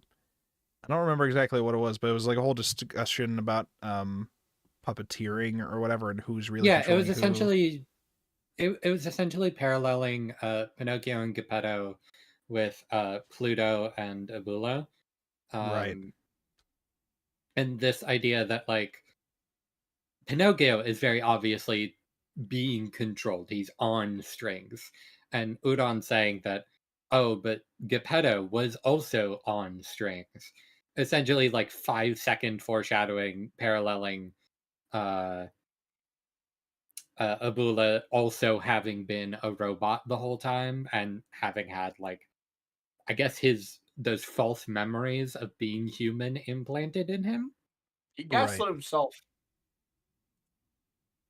Yeah, because the Abula backstory was Abula actually died in the war, but Tenma, who had worked with him during the war, in an attempt to introduce his concepts of the perfect AI or whatever, had used that same thing to try to bring back a version of Abula, because Abula was pretty much dead, but we tried to bring him back using the theories he had, along with the final memories, I guess, of Abula in some way, to bring Abula back, who then was brought back with like split personalities, one being Goji, the scientist that we keep hearing about, who doesn't actually exist, is just another personality of this Abula robot, and then Abula himself, who's not really Abula. So every time everybody's like, oh, you know, I couldn't tell if you were human or not, he just was always a robot the whole time. But he has been introduced to the perfect AI thing that Tenma came up with, which means he is a robot, but has the capabilities to act on the same level emotionally and mentally as humans. Like, he can lie, and even to himself. That was the whole thing that they kept bringing up. Robots with this can lie even to themselves, and that's what Abula was doing. Abula did not realize that Abula was a robot the whole time.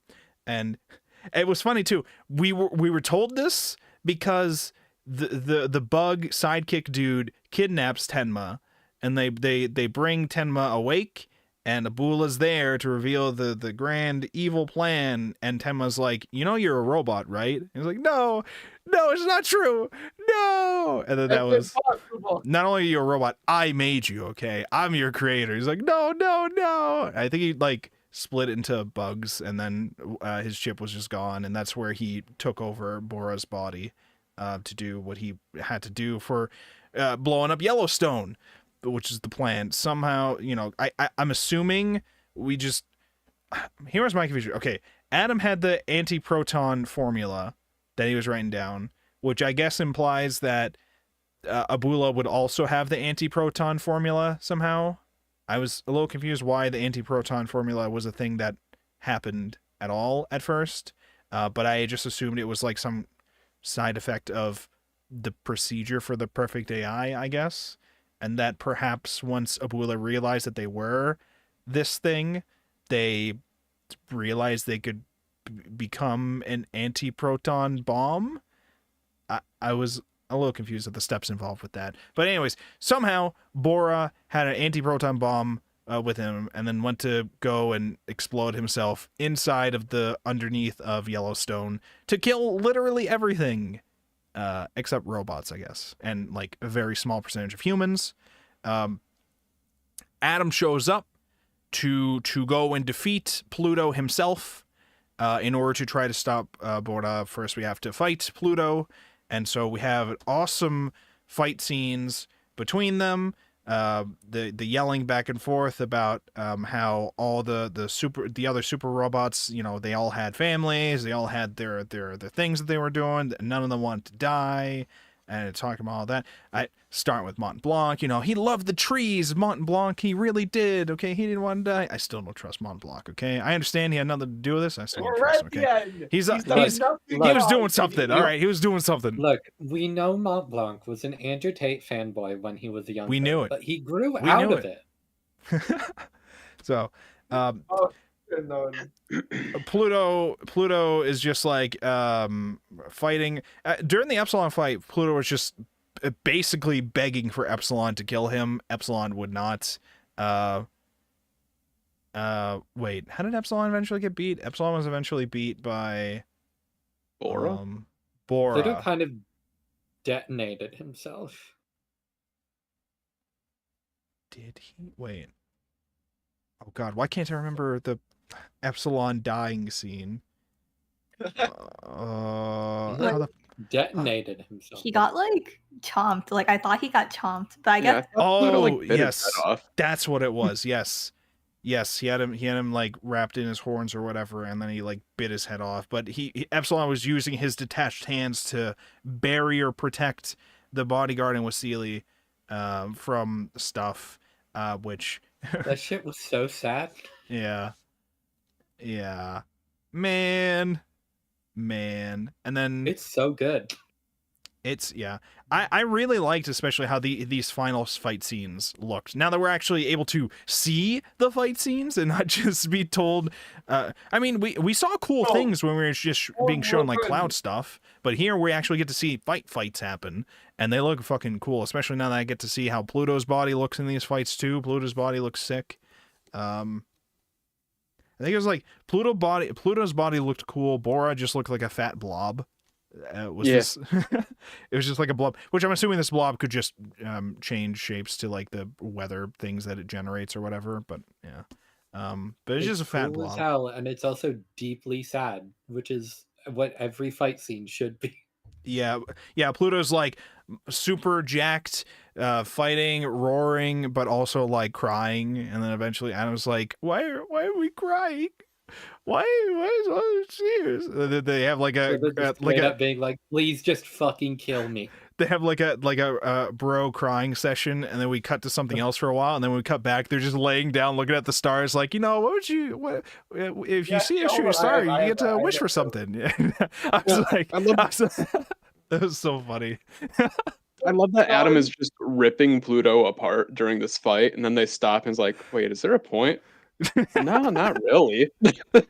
So you want to look at the stars? What if we made like a wish? You know, you can make a wish. What did you wish for? Probably the same thing. Don't. Stopping fascism is that easy. Oh, we should probably stop the end of the world. Yeah, let's do that. Let's go do that. We have to stop. It's gonna happen any day now, right? So they go to stop Bora. Pluto has to. Pluto like grabs onto Adam to try to like protect him so that Adam can come in and try to help. But I mean, I could pretty much tell this is where Adam gets to live, and Pluto is gonna have to sacrifice himself for this to wrap up, probably. And if I remember right, that's basically what happened. Yeah. Yes. Adam's like, oh no, I'm going to have to kill myself to do this. And then Pluto shows up and is like, nah, I'm gonna. And then like rocket punches Adam out of the Earth's crust. Yeah. But it was just like Taking Pluto off. just shouting back and forth between Abula. He's like, I am Abula, your creator. He's like, I am your father. He's like, no, he fucking died. Nah, man, you're now a robot. Now you've made me a monster. I mean, I was a robot before, but now I'm a fucking killing machine monster who's like, you've had me kill several that I didn't want to do. So it's like a whole thing. It was like, let me just sacrifice myself, save everything. We had a nice scene during that too. That scene where you're seeing like the scenes of Tenma with his real son, looking him walking, and then it jumps to Gesight's memories of his child's first steps and all that. Like, it was a very nice little comparison to like go into to show this kind of shot right before we go into the sacrifice, because another whole father-son bond thing. So I thought that was a very nice nice scenes that we got to see with that. And then the big explosions with everything, and they're thinking, oh shit, this is it, everything's over, and somehow Pluto was able to freeze the magma in place, the pyro something in place. We just froze everything and stopped it. Pyroclastic flow.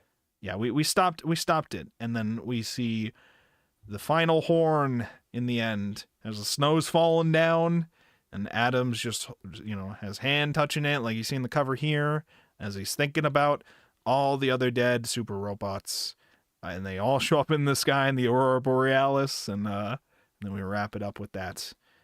And then we have the bonus meme with Brow just going to fight the teddy bear, which I thought was a very funny bonus meme. But it was also, it's a nice little touch to try to do something to vaguely wrap that up, even though we can't definitively wrap that up in certain ways if we continue it in some ways in the original Astro Boy universe. But I do wonder, which is again one of those things where I wish we had a Midst here this week. I'll probably be able to ask him off stream or whatever, but it does make me wonder how if any of these other robots are ever brought back in some way in the original manga, or if the original manga's ending was different in some kind of way, because they would just all got fucking nuked, or not nuked, destroyed one by one, and they're just kind of gone.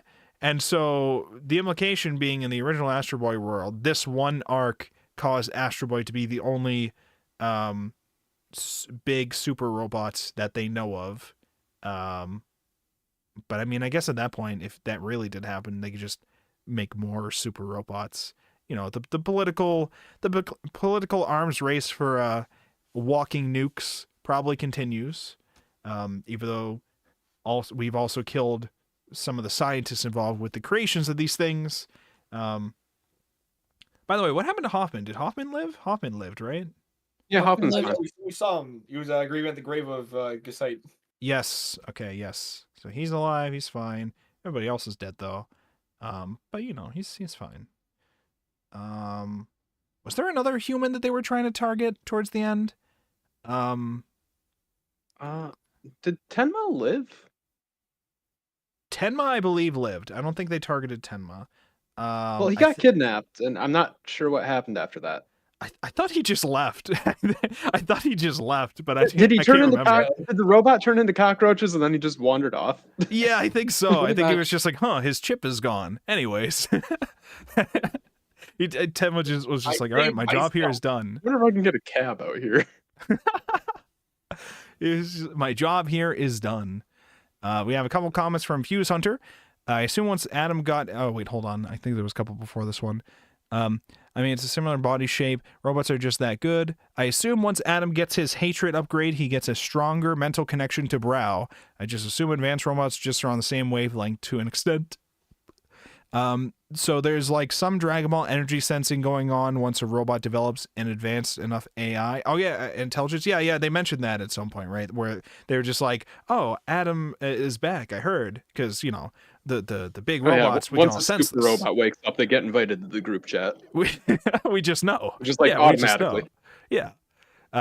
He's just vibing. Also, I think the twist about Abula gaslighting himself into thinking he's a human was neat. Is interesting.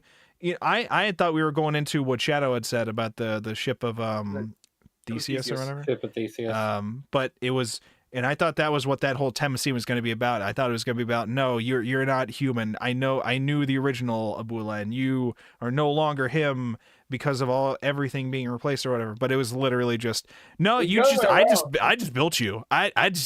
You're not. I built you myself. I mean, you're not like. I mean, maybe you could consider yourself human from your intelligence development now, but like you're a robot, man. I don't know what to tell you. Also, I'm your dad. So what's up, son? How you doing? Oh, you're having a mental breakdown. You've turned into bugs.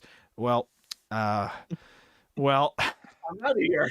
Anyways, do you think like the literal army of cockroach robots is like a thing he built, or are those just mass produced somewhere? I want to imagine they're mass produced. My assumption would be that they're mass produced. I want to say whoever decided to build an army of start mass producing large robot cockroaches needs to be shot into the sun. They're the true villain of this. It's a large insect. What is? Clanger. Oh my god! This was actually the teddy bear's plan the whole time. True. If you gotta watch out for the bugs. Not only you have to watch out for the clouds and the bugs. All right, they're all robots that are trying to kill you. All of them. So you gotta watch out. You gotta watch out for that. The insects. Why are they trying to kill you? Okay, was there anything else we had to mention with this stuff for plot wise of things that happened? What other important plot things might have happened that we have to bring up? Because we talked about the weather dude just being like, actually the Earth's crust is about to get nuked and everything's gonna die. Not Yellowstone keeps getting shown and introduced to us. I think there was a couple like council. Oh yeah, Darius, the Persian guy, just revealed to the council people what was going on. And he was like, all right, well, this is what's happened. You can't do anything about it anymore. But yeah, he was kind of like my right-hand man during the war. I just told him to kill you all. And so, you guys are just all fucked. Good luck. But it also seemed like, oh, that's what it was. That guy was the last loose end for the teddy bear, and it sounded like they were going to get rid of him, and then they didn't? Or did they? I don't think they did. They brought him up as like, this is our last loose end. And yeah, he's still, I'm pretty sure he was like, I think the last scene was just him at the council thing telling them like, hey, so it was Abula. Anyways, good luck. You can't stop him, but good luck. It was Abula. No mention of the teddy bear thing, I guess. There are a few things here that we don't really get like conclusive answers on. Yeah. And those aren't necessarily things we need conclusive answers on. Either, right. But... Yeah. Because again, a lot of this is again in the scope of this is just one arc of Astro Boy, so many of these elements probably recur later. I had also wondered if the bugs were a thing that references a different part of Astro Boy, perhaps. The bug amalgamation thing, or if this was just specific to the thing that Abula made, because they did say that Abula is the creator, but I didn't know if the bugs were a reference to something else within Astro Boy. Yeah. So, what else was there? I want to say that was pretty much it. We did find out that Persia did not have WMDs until we investigated their WMDs. Oh yeah, that all those dead robots were just part of the not terraforming. The greenification project is, I think, what they call it. Those are just scraps from trying to make a good robot for that. Yes, because that's what Abula was originally assigned to try to do. Which is probably also why Sahad had, those kind of same scientific vibes towards that. And Abula's trying to make it, and every time they have a failure, they just have another robot debris in the bottom of that, and then they all get vaporized or whatever, and that's the whole it's a whole thing. And it's and then after Abula is dead and then brought back, and now he's hatred or whatever, now he's just like, all right, revenge. So how about King Darius? You don't have to kill yourself just yet. King Darius is like literally about to shoot himself in the head. Like these fucking Americans have come in and taken my country, my palace. They're storming it right now. It's over. And Abula's like, why don't you wait for a bit? I'll get revenge for you real quick. I got this. Oh, you want me to kill? You want to kill all the super robots too?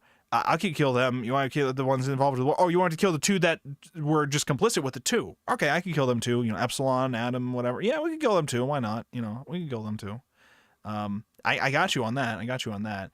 We can end the world real quick for you, King Darius.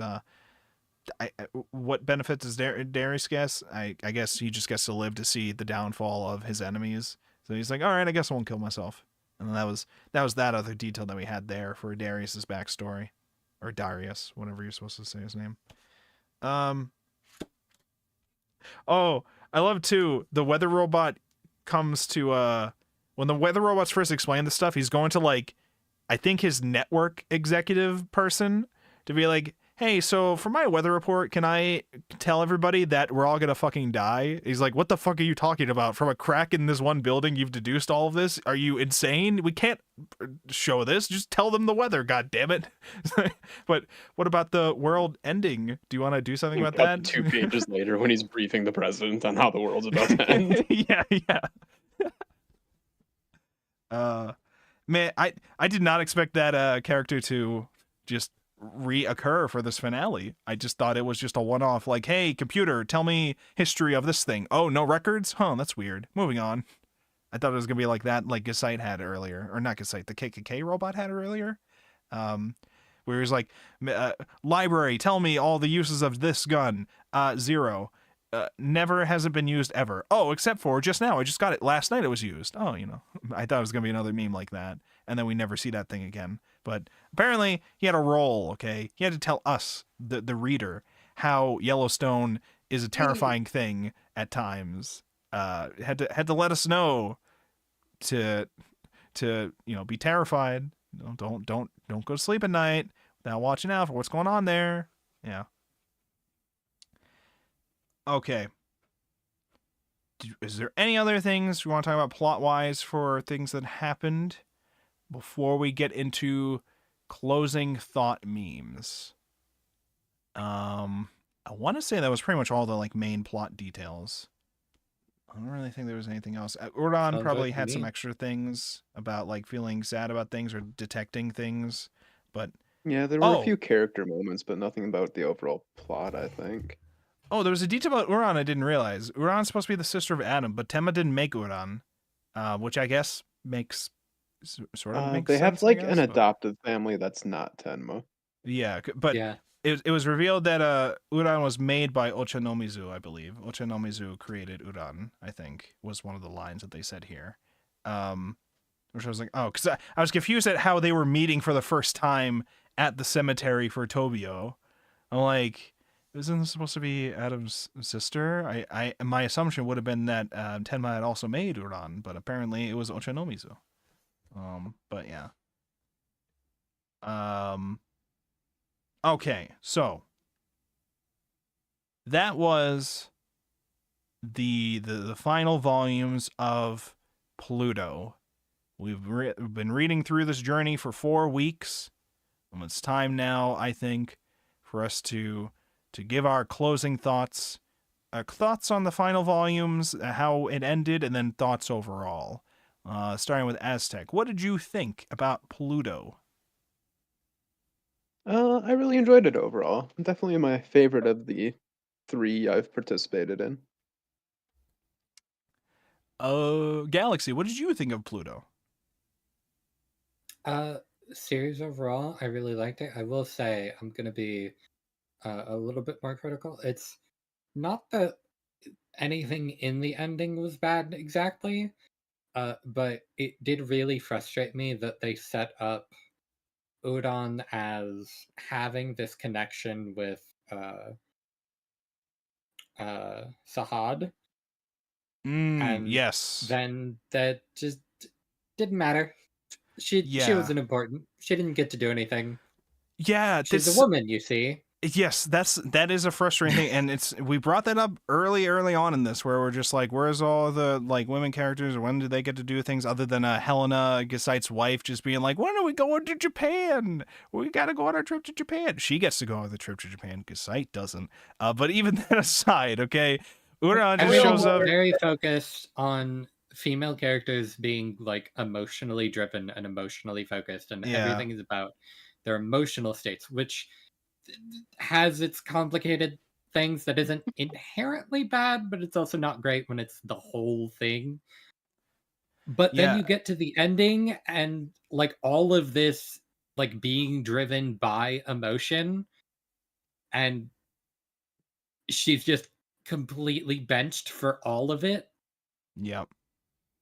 Like, come on, man. Yep. At least be consistent. Just being a way to give characters who aren't part of the fight context for what's happening. Right. Yeah. Yeah. Man, and especially with the ending being what it is, it feels like such a... It's like damn, if only we had some kind of therapist robot sitting around. Yeah, right? I was just like, okay, Adam's dead, and we only have like Epsilon left over or whatever. Uran's got to play some kind of important role in this, right? And it was just like, let me go. I guess Tenma's here. I guess I'll go visit Adam. I didn't know they were bringing Adam back. Book. Yeah, she just reads Pinocchio and is like, huh, that's fucked up, isn't it?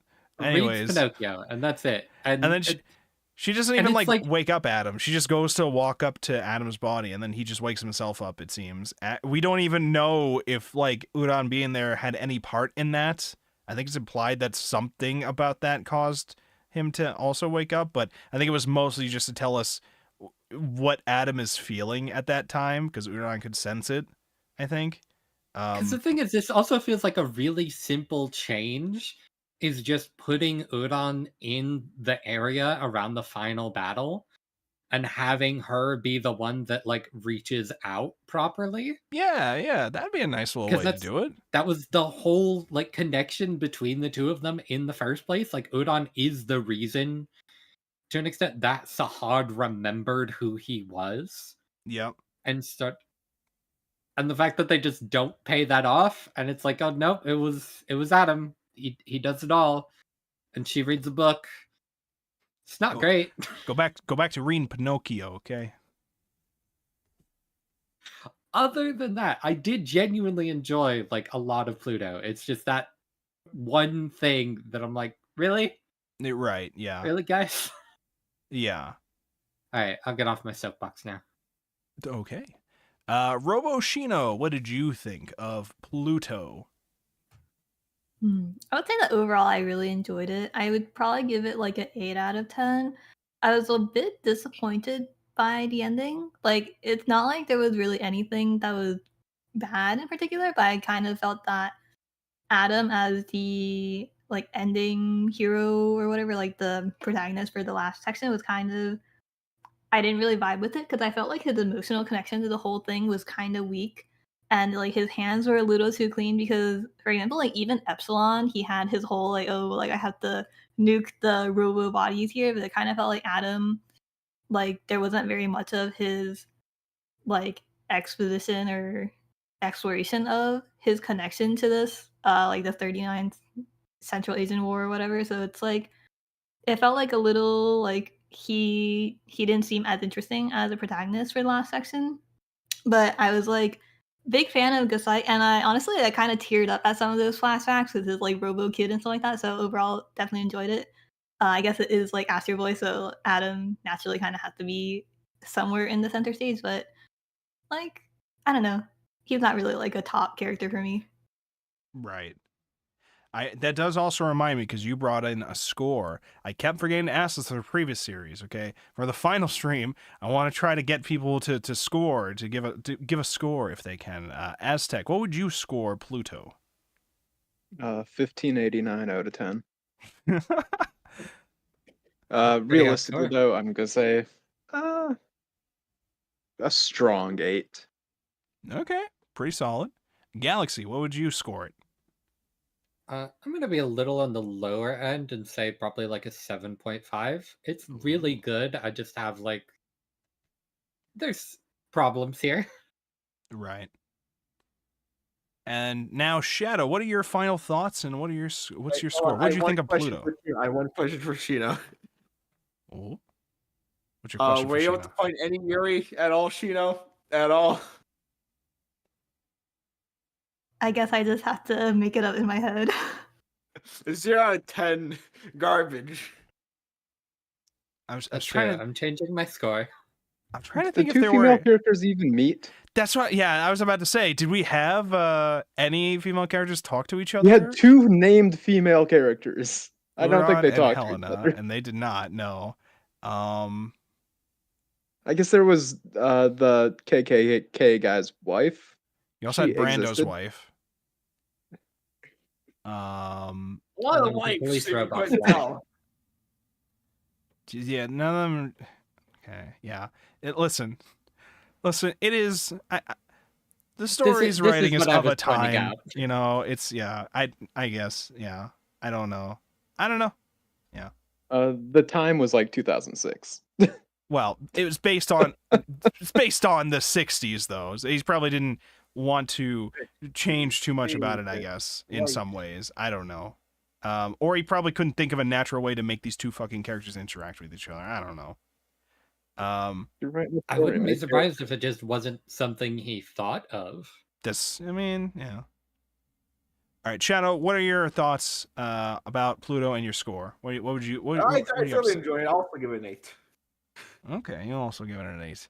I really, really enjoyed Pluto from a whole bunch of different angles.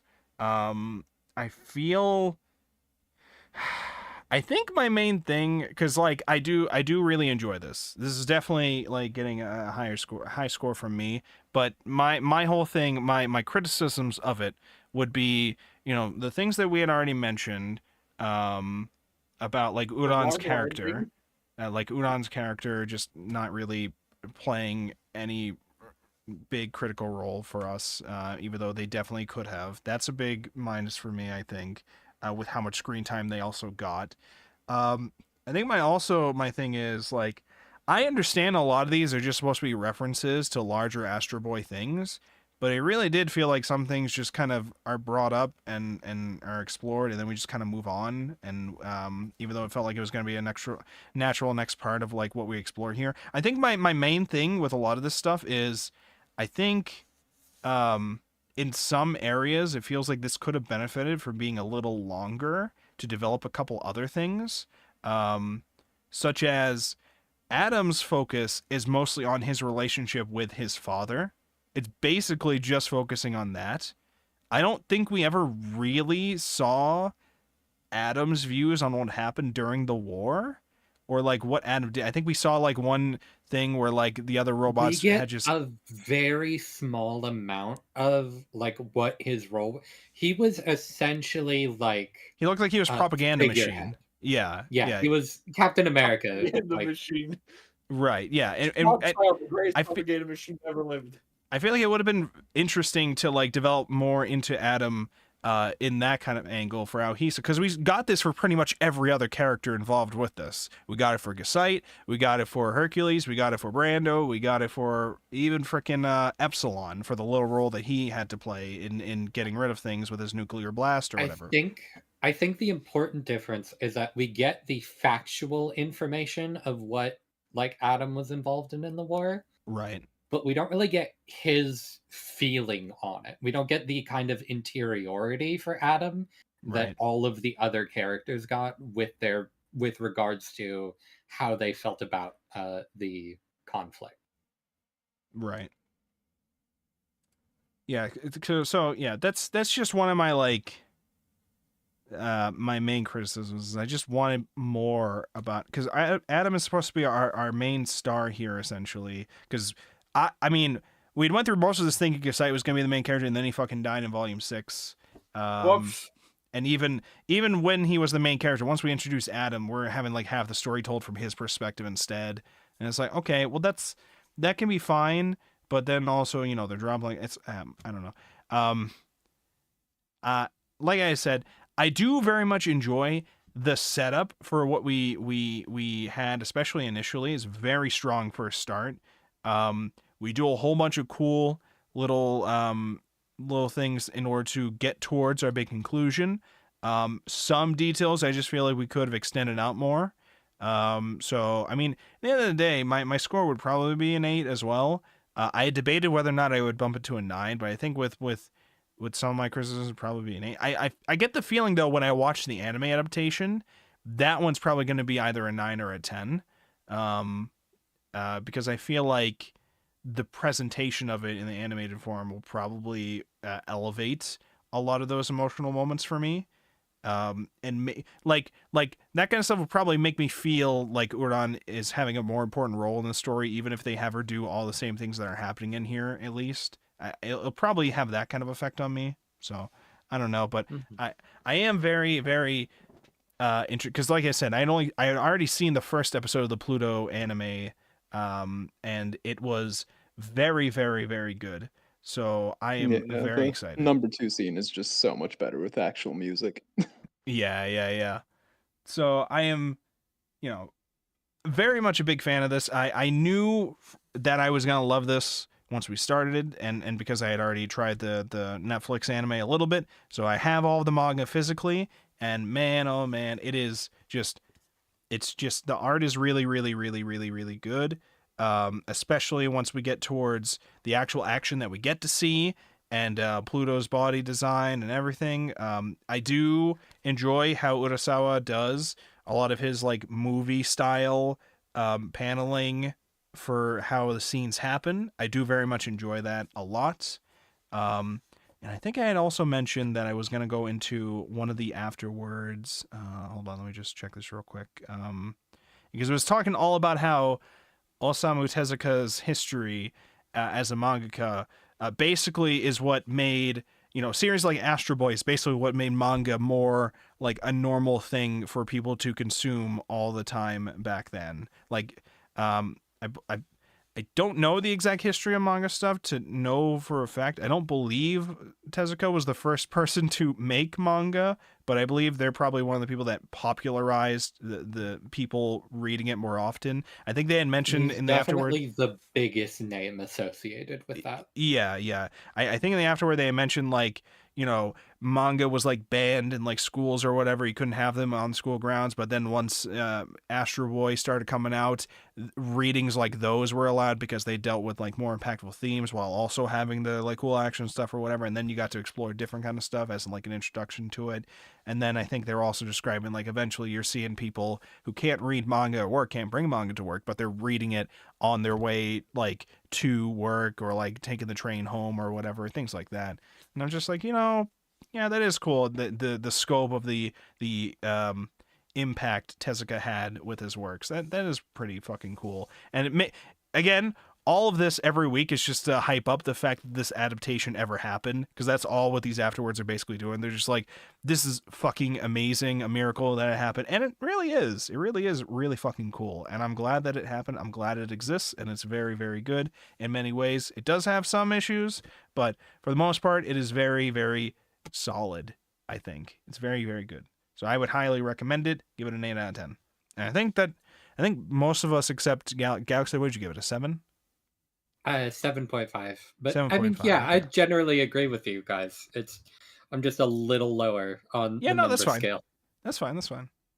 You're allowed to have whatever score you want. It is allowed, okay? Except if it's not a whole number. Then you're breaking the law, which is what you did. So Well, I'm afraid you're about to be executed.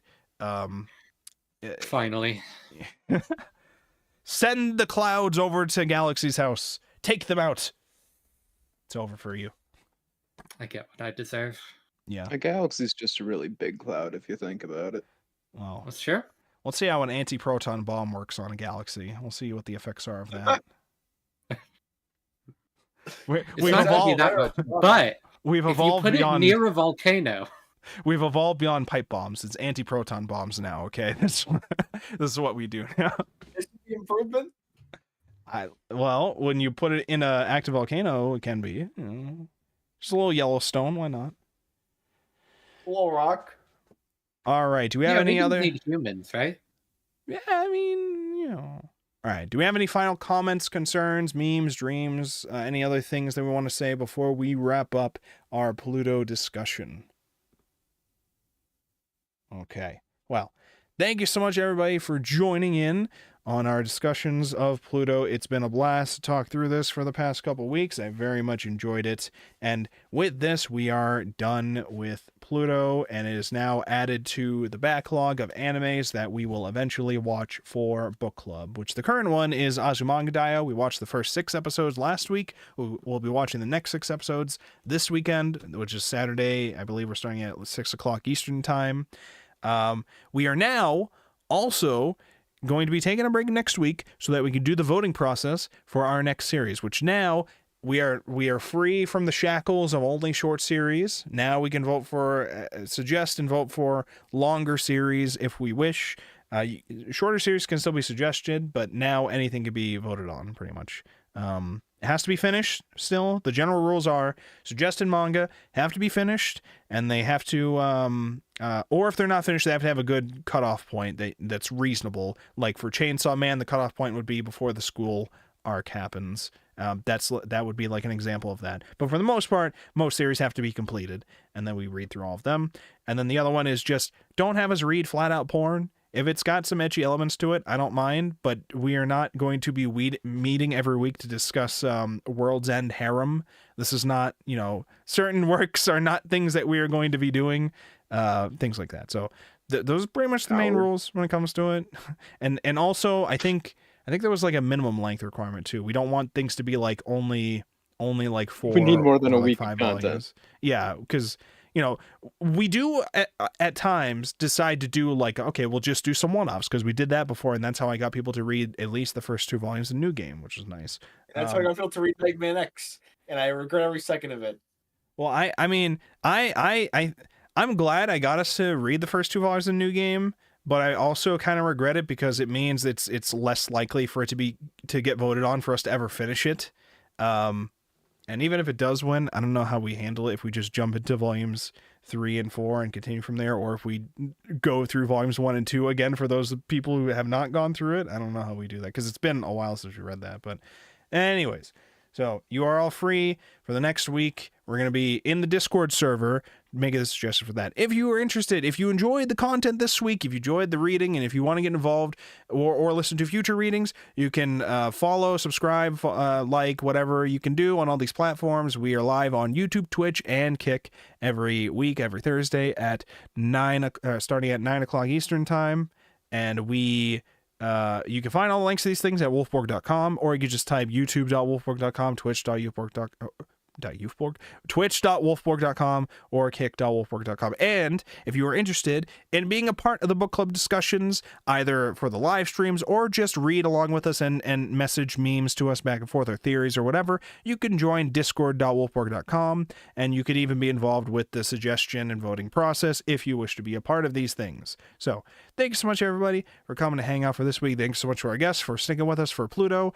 Mitch sadly could not be here. He messaged in the server and said he could not make it tonight, but we will get his thoughts off stream eventually. We'll talk with him, or maybe during a pre-show for a future thing. If he shows up, we can get his thoughts then. But if you are, yeah, but if you are a Discord member, you could probably find out his thoughts if you are interested in his thoughts as an Astro Boy fan later. Let me read these last comments from Hughes Hunter, and then we'll wrap this up. Also, I think the twist of the Abula, I already read that one. They're not I hope they're not mass reduced. That idea is vile. This is in response to the bugs. Yeah, a shame that she wasn't further involved, which is referencing Udon. Disappointing when female cast gets sidelined. I feel that. It's a nice read, a little messy when you inspect certain threads, but it reading like a sincere level heir to the source material, but still making its own thing does a lot for me. Yeah. I am very interested. Yeah. When we go to eventually watch the Pluto anime, we'll probably also watch the like 1 or 2 episodes that were involved with the original Astro Boy as well, to compare them after we watch that, just to like see how different it is. I feel like that would be very funny because I mean the Pluto anime is like 8 1-hour episodes. So you know, if we do like 3 hours a week, that would be like the first 6 and then like 2 episodes, and then we could do that probably. But I'll figure out how that works. But I'm very interested to see how everything we read compares to the original story, how short it is in comparison, how much stuff was just not involved at all. I'm very interested. So, anyways, thank you so much everybody for coming out. Is there anybody we can throw a raid to? Let me just check real quick, and then we will Sure wrap is, it up for Chap. tonight. There sure is, chap. Why do you say this like you know somebody we can raid? Come on. What do you mean? Come on. What do you Never mean? mind. Who? Okay, I don't know. Okay. All right, let's see. All right, I know some people that I follow that are online. I think maybe we raid somebody new. Let's see. I don't. Okay. Oh, it's only suggesting me other talk show podcast things, I guess, right now. Yeah, you want to flip under logging or something? If you want to do Can that. I? Well, I don't know who. I don't know what kind of thing I would want to raid into. I don't even know anymore. Go watch. Oh, Moody. Okay, Moody. Let's just go raid Moody. Moody's playing Hades 2. Go say hi to Moody. Goodbye, gamers. Stay safe. Bye. Goodbye. Goodbye, stream. Goodbye, stream. Stream. Thank you for coming for the Pluto memes. Goodbye.